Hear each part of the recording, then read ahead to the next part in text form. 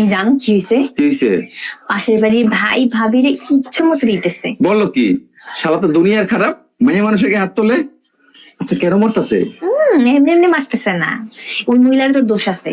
কাল লগে জানি ভাবি ইটিস পিটিস করে। ইটিস পিটিস করে? কার লাগে ইটিস পিটিস করছে? নাম কইছে নাকি? আরে না, নাম কয় নাই দেখে তার বেশি করে ইচ্ছা মতো দিতেছে। কিন্তু দেখো মহিলার কত বড় খারাপ, তারপরও নামটা কয় না। হ্যাঁ কেন? নামটা কই দিলেই তো হয়। সে কত ভালো, আমার নামটা কই নাই। ভাই বুঝছে নাম না কয় পর্যন্ত ইচ্ছা মতো মার, কতক্ষণে কইব কেন? তারপরও তারে মারাটা উচিত হয় না, বুঝছো? এত মারাটা ঠিক হয় নাই। উচিত হয় নাই, আবার হইছে কি ইটিস পিটিস করা লাগবে কি?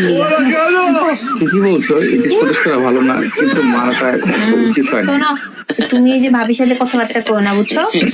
মহিলা ভালো না, পরে আবার। আচ্ছা ঠিক আছে, সাবধানে থাকবা। আল্লাহ বাঁচাইছে রে।